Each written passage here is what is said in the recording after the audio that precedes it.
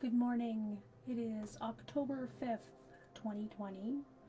I am Tanny Reed Walker. Just realized my necklace fell off. Um, Today on Monday Morning with Tanny, we will be talking about dispelling the misconceptions about suicide, grief, and mourning. For those of you who have not met me before, I am Tanny Reed Walker. I am a counselor with FCSS in the Barons-Rico-Warner area. I have been doing a Monday morning for quite some time during COVID, and this space is for people who have lost people through death. We are currently working on the suicide loss series. Let's see what we're doing. So we're just going to jump right into Touchstone 2. Last week we did Touchstone 1. These are very, very big topics, and I understand that it's hard to talk about, and I appreciate you watching this with compassion and understanding that I am not perfect. I am always learning, and I love to learn from you if you have anything to offer for me. And if anything triggers you, let me know, or find somebody to talk to about it, because it's very important. Your grief and mourning process is very important. A couple of books from Dr. Alan Wilfeld. I will always refer you to them. This one is The Wilderness of Suicide Grief, Finding Your Way. And he talks about all of the touchstones that we go through in this little book. It's very helpful.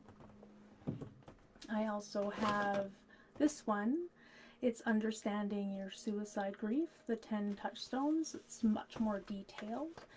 And it also has suggestions for pairing with the journal, Understanding Your Suicide Grief journal. And this is a more guided way to go through the process.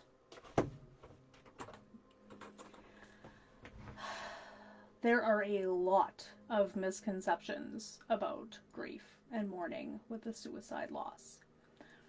A misconception is a mistaken notion that you might have about something. So, in other words, something you believe in may not be true, even though you think it's true. Misconceptions about grief are so common in our society, which is one of the biggest reasons why I want to talk about this and work on this in this space, so that we can have more open conversations about grief and loss and mourning. You can imagine, as I talked before, about the taboo of suicide and the resulting stigmatization of family and individuals who die by suicide, that there would be a lot of misconceptions. And actually, Dr. Alan Wilfeld outlines 17. So I don't know if we're going to make it through all 17 today. So this one might take 2 Monday mornings, but we're just going to go through and see where it takes us. Which is lovely, because that is how grief and mourning works. You can't rush it. It's not linear. Even though the process that I'm going through is linear, I bet that I weave things back and forth, because that's how humans work, and that's how learning how to do this works. And I often talk about the tapestry of our lives, and that includes weaving, and it includes colors, and you don't just use one color at a time, you use lots of colors, and sometimes you'll use black for a long time, and then all of a sudden you have to change it to white, and sometimes you need to combine them. And that is so much about how this journey goes. Your path to healing is your path. It's yours. Lots of us have internalized some misconceptions about suicide grief, And so I'm really, really hoping that today we can empower that. Other people may deny your journey, but please remember, this is your journey. Your journey is unique. There is only one you. There is only one you with all of your experiences, how you think, everything. Everything about you is you. Some people may have some similarities, but only you are you. And so only your grief will look like your grief. And I hope that doesn't help make you feel more alone. I hope you just realize that you're allowed to journey this path how you want. So, misconception number 1. Let's jump into these. Grief and mourning are the same thing. That is a misconception. Grief is the thoughts, feelings, and images that we have. Grief is very internal. Nobody knows what's happening except for you. Mourning, on the other hand, is expressing that grief outside of you. Dr. Alan Wolfeld calls it grief gone public. This is the act of mourning and remembering. So it can be through art, it can be through music, it can be on anniversary dates, it can be visits to the burial site or memorial sites. Oh, it can be so many things. But it is an outward expression. It could be you build a corner in your house that's for that person. I've heard of people who make necklaces of the ashes, or even Christmas ornaments so that their loved one is there in that kind of memory. It's outward. And a lot of people have difficulty with that outward expression. So we're going to talk about that lots, because we need to move those things out of us. They're not supposed to stay inside. They're supposed to be woven into the tapestry of our life. If you are not feeling safe to do it publicly, you don't feel like you could post it on Facebook when you're remembering somebody that you love. You don't feel like there's anybody in your world you can talk about because of stigma or all of those things that are attached. Some people create a vessel to hold that grief and be able to see it. So you can make it out of clay, you could have a chest with memorial things in it, and you could add to it or take away from it. Let's say you're out and you're at the grave site and there's a flower there, and you pick the flower and you dry the flower and you leave it in that spot so you can bring it out when you need to. There might be important things that person had, but have something to help you move that out if you cannot do it in a safe environment with other people. And we're doing it in doses. If we got slammed with all of the feelings and grief, feelings of grief and the thoughts of images, it would most certainly kill us. So we need to do it in doses. Take time. Misconception number 2. Grief following a suicide death always results in complicated or pathological mourning. And this is untrue. There are misconceptions that you will, for sure, suffer longer. That isn't necessarily true. I've listened even recently to people who said 5 years. It took them 5 years to start to feel something integrated, something reconciled. I've heard people 2 years. Again, this is your unique journey, but I can tell you it'll probably take some time, because all grief takes some time to integrate into our lives. It's your journey. I will keep talking about that. I liken it to when several years ago I decided I was going to try to learn how to run.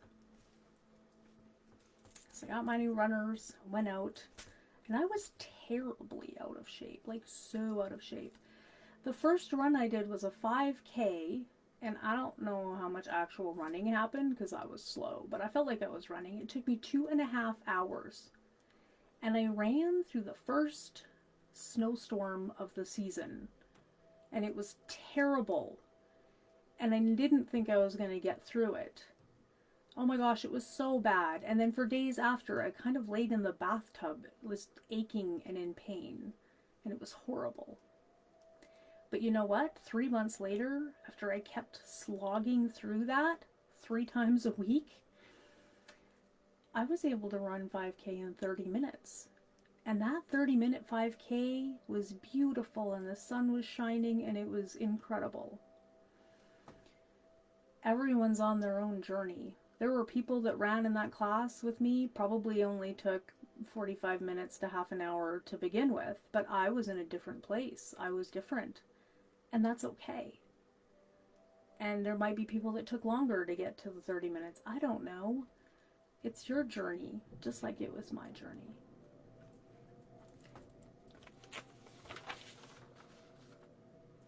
Misconception number 3.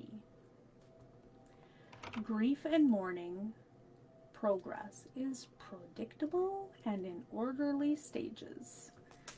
I talk about this a lot. The notion that of stages helps people make sense of death. It's a predictable thing they're hoping will happen after an unpredictable, unorderly situation.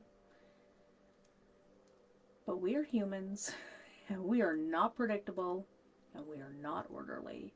And our emotions come, and we work through that. Elizabeth Kubler-Ross, back in 1969, even before I was born, she wrote a book called On Death and Dying. And this was a book written for humans who had an impending death. So she had 5 stages. They're denial, anger, bargaining, depression, and acceptance. And they have become part of our society's idea on how death works and how mourning works. She never intended that to be linear.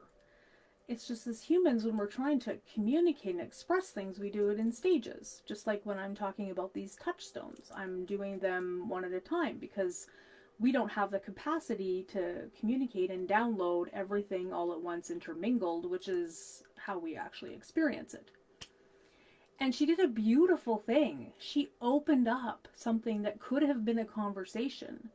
But we are often so afraid of our feelings and our emotions and how messy it is that we clung to it, hoping this is how we do it. This is how we get through this. These are the recognizable things, and we know if somebody is being super angry, we know that tomorrow they'll probably be bargaining and hoping that if they quit smoking or run 5K every week, that, you know, the pain will go away or things will be better.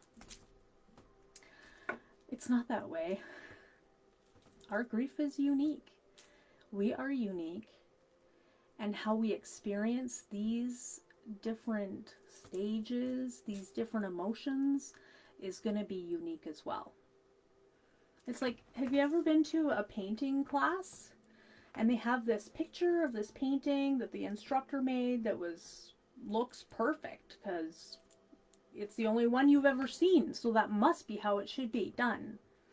And so then you go through the class and you have a whole bunch of people and they're all doing exactly what they're told to do. And yet, even though we're all doing exactly what we're told to do, every single one of those paintings is unique. The colors aren't going to all match.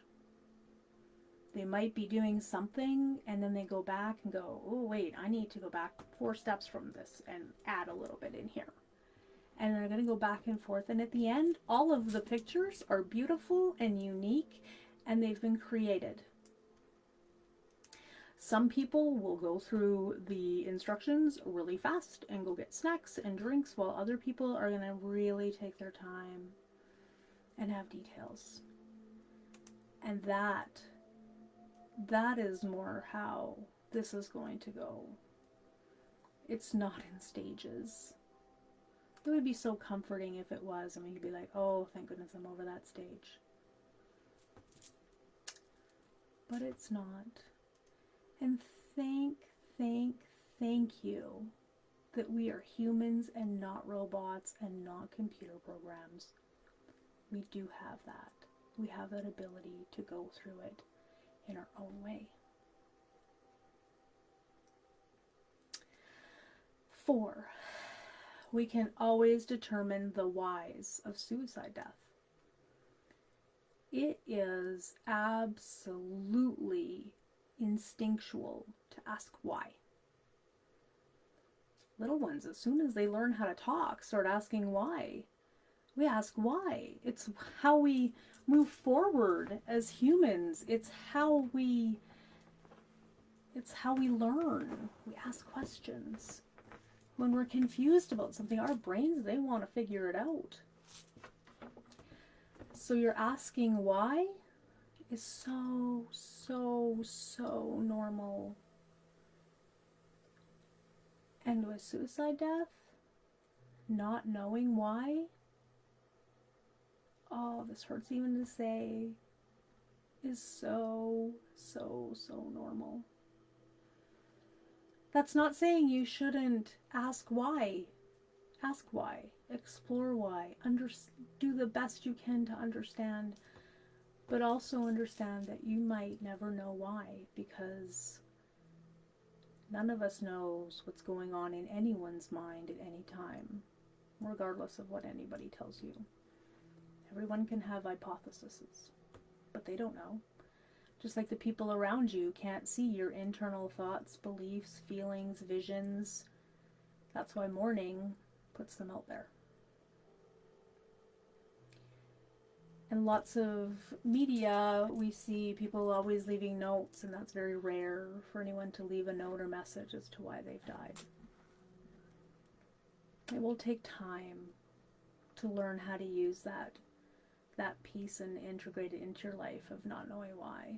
It's very unsettling for a lot of people to not know why.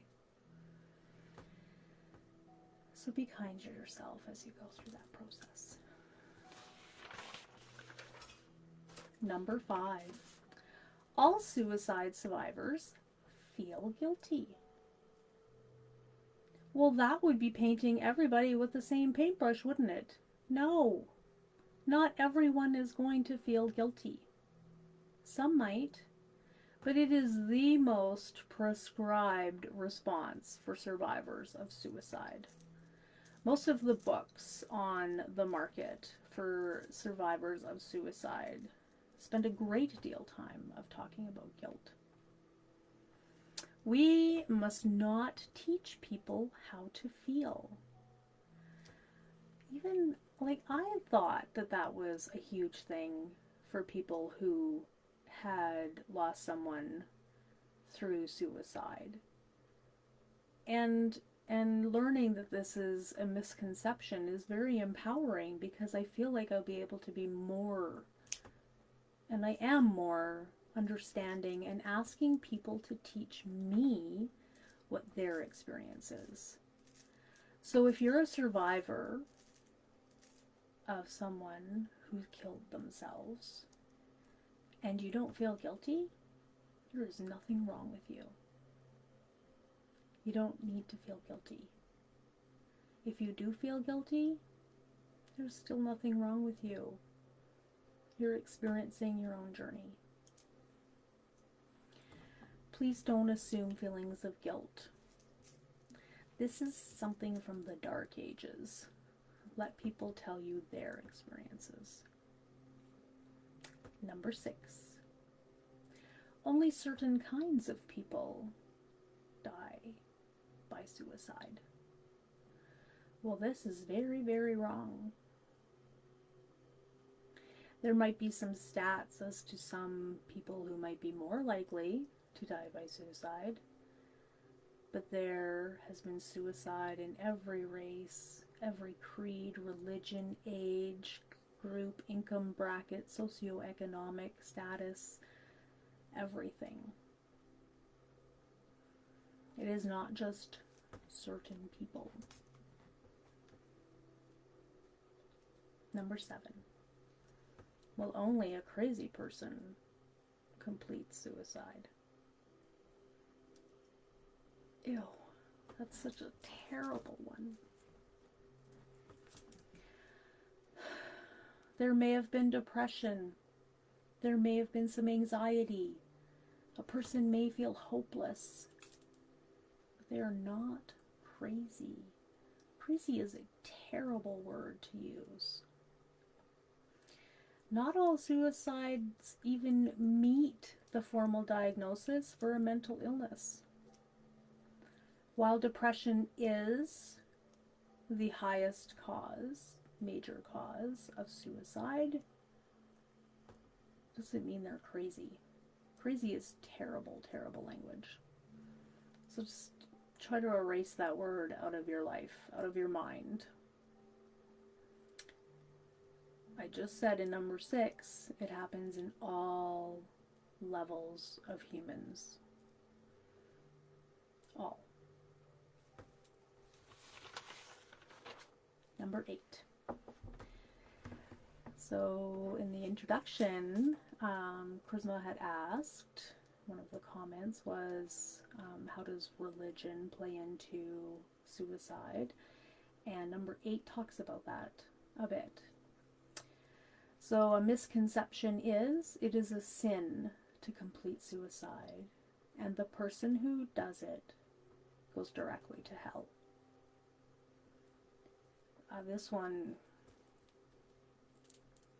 This makes me want to cry. This is so painful.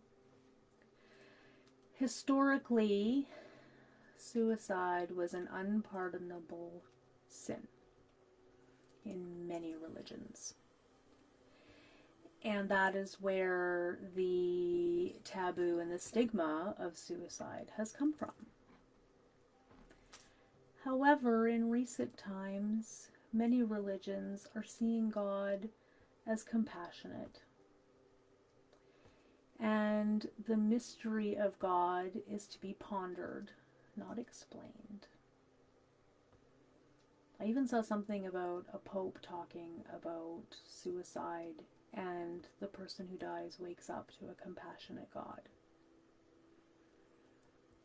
So when people, or if anyone, starts to tell you that your loved one committed a sin and is going to hell, please don't be around them. Please, please, please don't be around them. Out of the people you know, approximately 1/3 will be harmful, and that's those people. 1/3 will be neutral. Those are people who don't affect you in any way, and there'll be 1/3 that will be helpful. Did I say that backwards? Harmful, neutral, helpful.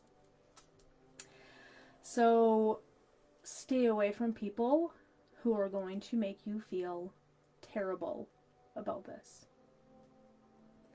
Have mercy, have kindness, have love, and have compassion for yourself and your loved one.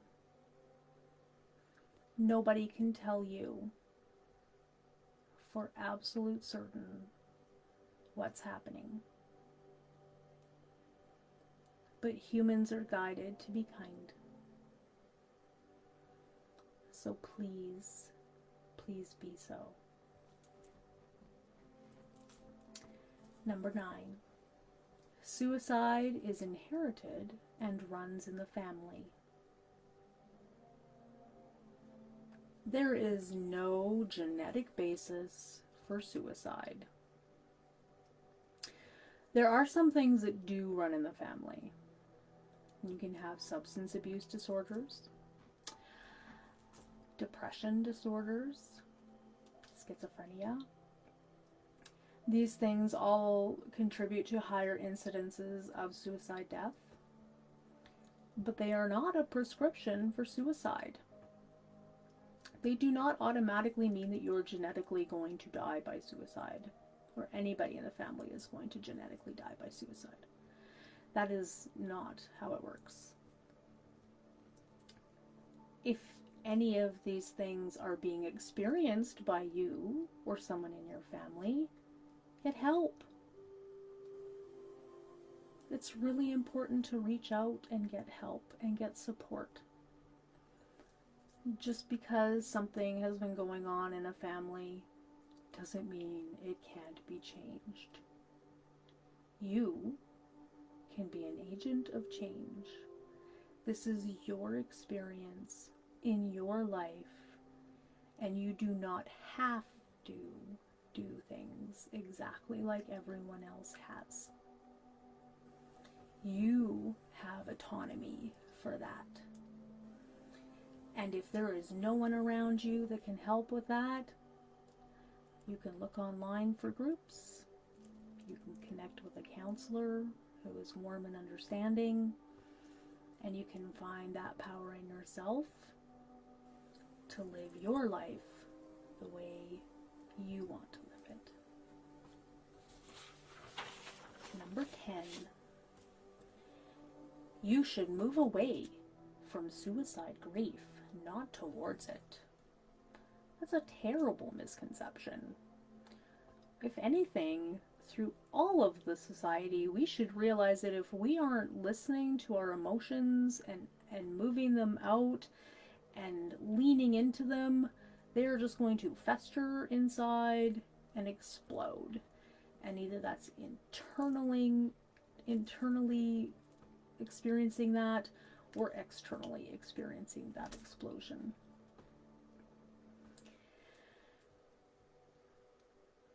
Society is going to want to hide it. They're going to want you to move away from this expression of your suicide grief. And don't. Like I said before, if you feel really pressured and vulnerable and you don't have anybody to talk to, you can find people to talk to, or you can have your container where you can do this. Some people use art as a container, so they have that canvas where they can put it on there. Or they create music. They have a box. All kinds of things to do. But lean into it. Experience it. You're worth it. Your relationship and love for your loved one is worth it. It's so worth it. Number 11. Tears of grief are a sign of weakness. What a huge misconception. It is not personal inadequacy to have tears. Tears are natural. They move emotions out. Chemically, different kinds of tears cried for different reasons. The tears are chemically different. You can't tell me that's not important to move those chemicals out. When we're feeling grief, all kinds of things are going inside our body, and there are waste products being made, and they're going to come out through our eyes, and they're going to come out through sweating, and they're going to come out all kinds of ways. Tears are strong. On that note also, if you don't cry, you aren't broken either. Not everybody cries. Again, that goes to our experiences are our experiences. And I've heard people say, I just wish I could cry, because then I could express it that way. And I've heard other people going, oh my gosh, I wish I could stop crying and express it a different way. We're unique. We laugh differently. We express love differently. There's going to be people that are sort of like us, but it's all different. So be kind to yourself. 12. we're going past the 11 o'clock because there's a lot and I just feel like we should do this. So let's be kind to ourselves and take the time.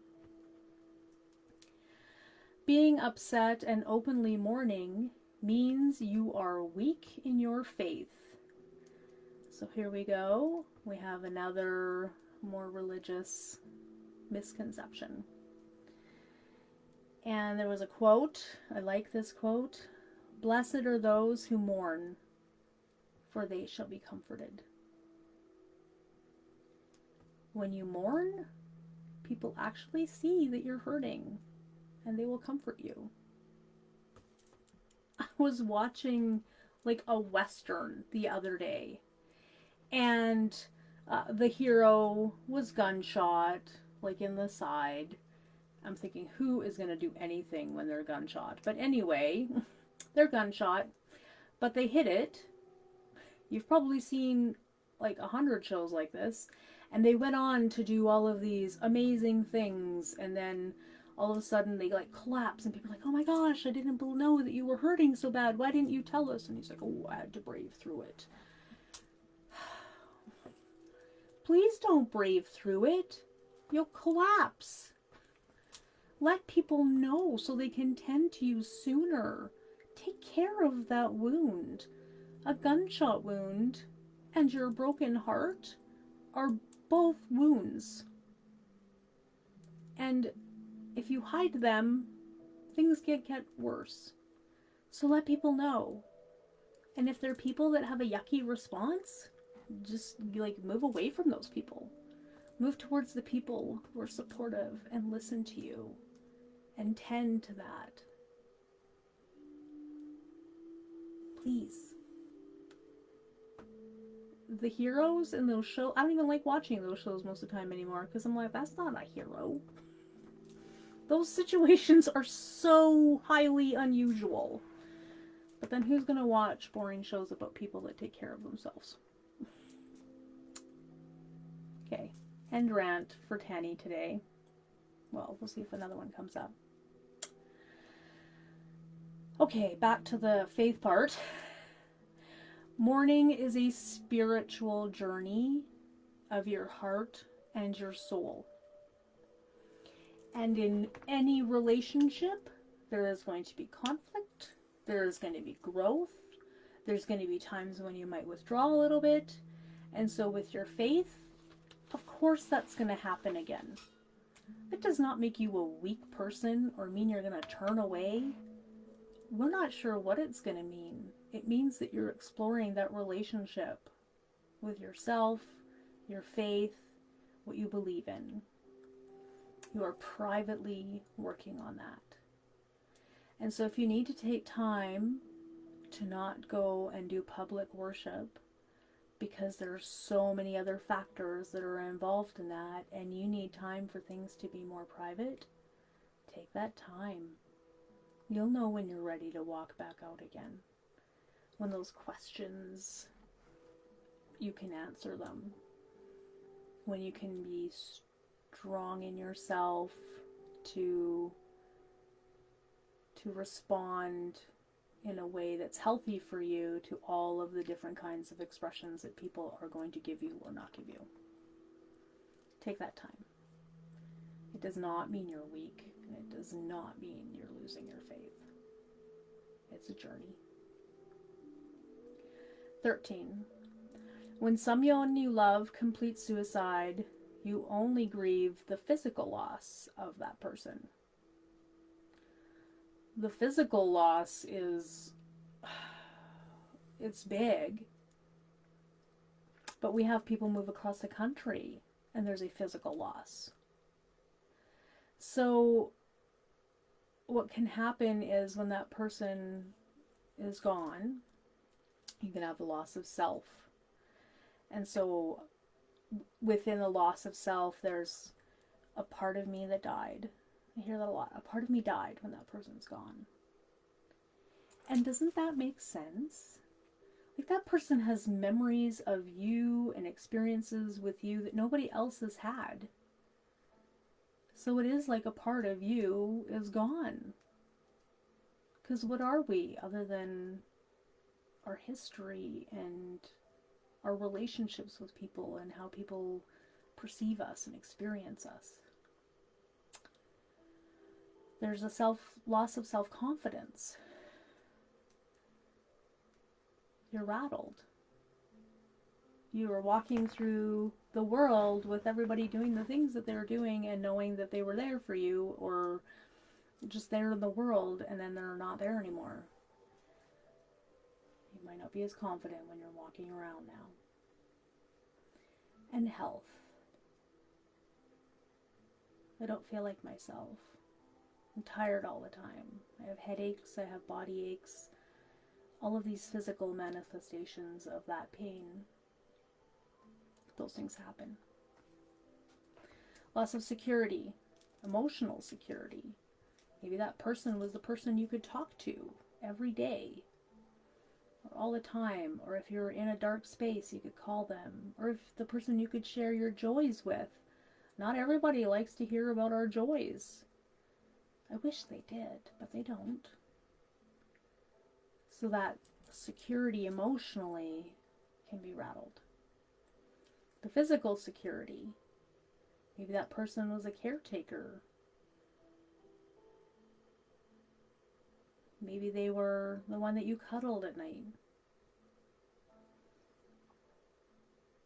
There could be so many things. Fiscal. So financial. They might have been the person that brought in the money. Suddenly, your whole lifestyle has been upended because that money is gone. It's a big thing. And then again, lifestyle. So if your dad was the one who made sure you went camping at a certain spot in the mountains every year and he's not there anymore to take you camping, your lifestyle's changed. Maybe you have to leave the house you grew up in. Maybe you went to visit that person every year at a certain time and now they're not there anymore. Maybe you used to go to their football games and watch them play football and now they're not there anymore. There's no more football games. There's so many things that can change. And meaning. So your goals and dreams can change.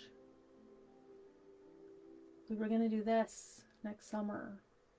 We were going to do this epic road trip across Canada and down the States and into Mexico. Who knows what the dreams and hopes were?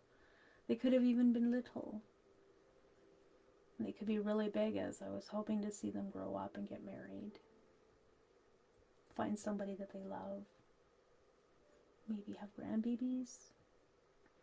See them succeed in a career. So many things. Faith, we've talked about. It might change. The meaning of your faith might change. It might deepen, it might broaden, but it's probably going to change something. The will to live. I've heard lots of people say, I don't even want to be alive right now. I just want to be with them. That's so painful. Lean into it. Talk with people. Breathe. And enjoy. How can you find joy? Some people have a hard time finding joy. And sometimes they feel guilty feeling joy, and sometimes they feel okay feeling joy. Sometimes they just have no joy. I think it's called anhedonia. It just means you just don't have anything to give. And that is not crazy or weird. It's normal. And it should be fleeting. 14. Try not to think about the person who died by suicide on holidays, anniversaries, or birthdays. This is a misconception. Do you think you have control over that? People will be trucking along, doing their thing, and not even realize what the date is, and their bodies will be like, bam, you were exhausted today, you have a migraine, you're not moving, you're not doing anything. And that is because our bodies will remember when we don't. So remember, it's part of mourning. Take time on the holidays to acknowledge those people. Take time on anniversaries and birthdays and cry. Bring out your vessel. Visit their gravesite. Play their music. Eat their food they loved. Anything. Celebrate them. They had an entire life. And just because they died doesn't mean that whole life didn't matter and doesn't matter. It matters. And you matter. Ooh, I'm feeling very passionate. Can you see my eyes? Okay. 15. Another misconception. We're almost done these misconceptions today. Thank you for waiting with me. After someone you love completes suicide, the goal is to get over it ASAP, as soon as possible. No. That is a terrible, terrible goal. We've talked about this. It can really damage you. It can damage so much in your life, in your heart, in your physical health, in your relationships, and you need to take time, and you're not going to get over it. You'll get through a lot of the really intense feelings. You'll learn how to live your life again without them. But you cannot do it overnight. You cannot do it in a couple of weeks. It is an ongoing process. So if people are telling you to get over it and move on, you might need to take a break from those people. If you talk to them and you tell them what you need and require and they honor you, yay. If they're not honoring you, you just kind of need to build a barrier around yourself, around them for a while until you're ready. Number 16. Nobody can help you with your grief. Well, that's a huge misconception. Because there's people, like me, for instance, who are always so honored to help people with their grief. People who will listen to you, people who will remember with you, people who will be there and just hold your hand while you're crying.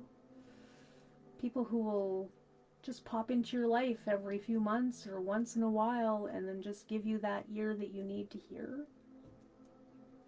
There's people out there. There's groups, there's videos, there's so much. You do not have to do this alone. Absolutely not. And the last one, the final one, 17. When grief and mourning are reconciled, so I think of that as they're part of what's being put in your tapestry, they never come up again. Well, that's like saying you're never going to use that color in your tapestry of life ever again. It will come up. You don't just forget love. You don't just forget. And so it will come up. The difference is when it comes up, you'll know that you're just loving that person. You'll know how you've gone through this journey and what works for you. You'll know where that container is, that box that you have in the cupboard under the stairs, and you can pull it out. You'll know that going to the graveyard and sitting there and updating your loved one on how you're feeling is important to you. You'll know, but you won't ever forget. So, excuse me. That's it. That's touchstone number 2, talking about misconceptions. And I hope this is helpful for you. Please share. Please share. Like, the more people that know about this and have this support, the better. And please feel free to contact me. fcss.ca is our website. You can find our phone number. You can message me. You can comment. We're here for you if you need it. And always, always, always be kind and compassionate to yourself. And remember, this is your journey. But you do not need to walk it alone. Until next week, thank you.